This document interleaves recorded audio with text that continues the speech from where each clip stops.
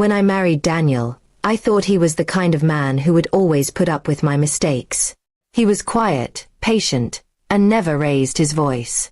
I, on the other hand, had a sharp tongue and often said things without thinking. One evening, while we were having dinner with a few of our closest friends, I made a joke at his expense. Everyone laughed, including me, but I could see a flicker of hurt in his eyes. I brushed it off, thinking he would forget about it as he always did. The joke wasn't small either. I mocked him for being too soft, saying he wasn't man enough, compared to the husbands of my friends. My friends laughed loudly, and for a moment, I felt powerful. But the silence that followed Daniel's polite smile told me I had crossed a line I couldn't see yet. After that night, Daniel acted normal. He still helped me around the house, still asked me how my day was, and still went to work as usual. But there was a calmness in him that felt heavier than usual. He didn't argue or defend himself. Instead, he let my words sit there, unchallenged. I thought I had won, but in reality, I had just lit a fuse. 3 days later, I found out what that calm silence meant. Daniel invited our friends over again. I was surprised because he usually never arranged these things himself. He cooked dinner, set the table, and treated everyone with unusual warmth. I thought he was simply trying to smooth things over. When everyone sat down, he cleared his throat and said, "Before we start dinner, I have something to share." His voice was calm, but his eyes carried a weight I hadn't seen before. I felt a nervous twist in my stomach as he looked directly at me. Then, with a steady tone, he began recounting the story of our marriage, how I had supported him at first but slowly turned his patience into a weapon against him. He didn't exaggerate or insult me, he just spoke the truth. He mentioned times I belittled him in public, laughed at his dreams, or dismissed his efforts. With every word, my friends' eyes shifted from him to me, their expressions slowly changing.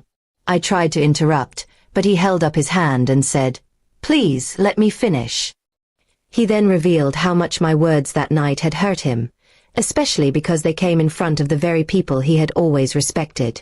"Respect is a two-way road," he said quietly, "and I can't continue walking it alone." By the time he was done, the room was so quiet you could hear the clock ticking on the wall. No one laughed. No one defended me. I sat frozen, ashamed, realizing that the same friends who had laughed at my joke were now looking at me with disapproval. Daniel didn't shout or insult me. His revenge was sharper than that. He let the truth stand as it was, undeniable and clear. And in that truth, my pride collapsed. After dinner, our friends left quickly, each giving me a glance that stung more than their silence. Daniel calmly gathered the plates, as though nothing had happened, while I sat there in disbelief. For the first time, I realized he had more strength than I ever gave him credit for. That night, he didn't sleep in our room.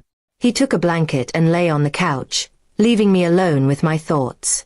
The house felt colder than it ever had before. In the days that followed, our friends stopped calling me as often. Some even avoided me altogether. My words had damaged not just my marriage but also my place among them. Daniel, meanwhile, seemed lighter, as though he had finally freed himself from carrying the weight of my mockery. I wanted to apologize, but no words seemed enough. My husband hadn't taken revenge by shouting or hurting me. He had simply exposed me for who I had become. And in doing so, he taught me a lesson harsher than anything else. Respect once broken is not easily repaired.